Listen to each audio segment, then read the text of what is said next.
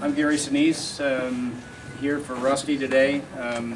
What the Colonel said is that we're tasked to build homes for some of our severely wounded warriors, the people that have given a lot for our country. I travel around the country with a program through my foundation, Gary Sinise Foundation, to make sure that we can raise money and awareness to get as many of these homes built for folks like Rusty as possible. So we're here in Oklahoma today to rally support.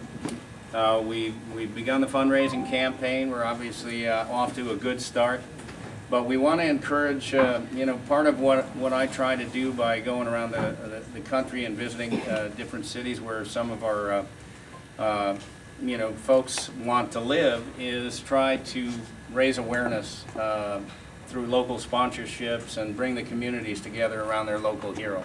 Obviously, Rusty's given a lot for his country. He's a great American. He's got a great family. We want to build him a specially designed home to help make his life as manageable as possible.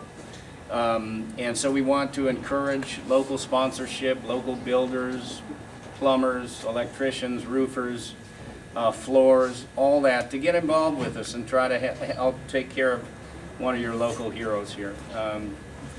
So you can go to GarySiniseFoundation.org. You can contact Judy Otter, who's disappeared into the crowd somewhere. There she is over there. Judy is the executive director of my foundation.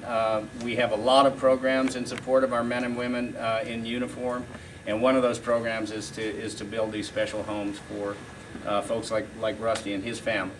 So I encourage you to get involved in not only fundraising, but donating services and materials and that kind of thing.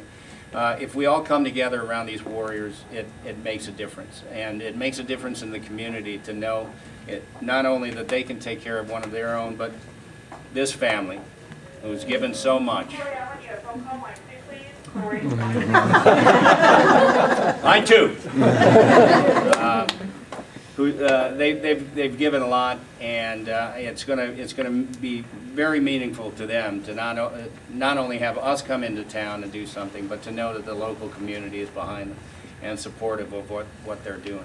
And we have wounded like Rusty all across this country, and the Gary Sinise Foundation is trying to do that. I set up the foundation about 3 years ago as an extension of a lot of the military support work I've been doing over the years. And we've been at war for 12 years. There's a lot of need out there in the military community. And as we move on from Iraq and we move on from Afghanistan, it's important not to forget those who defend our country and sacrifice for our country. So if I can do something like show up, that's a way that I can serve. All I'm doing is showing up and trying to remind folks that even though the wars are winding down, there's residual effects of these wars that are going to last for a long time. So let's encourage communities all across this country to get involved with their local veterans, their local service members, their families, those who have sacrificed, and make sure that we don't forget them. Calvin Coolidge said, "The nation which forgets its defenders will itself be forgotten," and I live by that each and every day. I encourage my staff and my foundation to remember that. Let's not forget our defenders. Let's do what we can for Rusty Dunnigan and his family. I'd like to thank everyone for coming out. I'm glad that Judy and Gary had a safe trip into Oklahoma. Even before I heard the Gary Sinise Foundation, 3 years ago when I was injured, Gary Sinise was in Walter Reed, and he almost missed his flight because he was so adamant about seeing all the injured soldiers that he could while he was there. And unfortunately, I didn't get to meet him.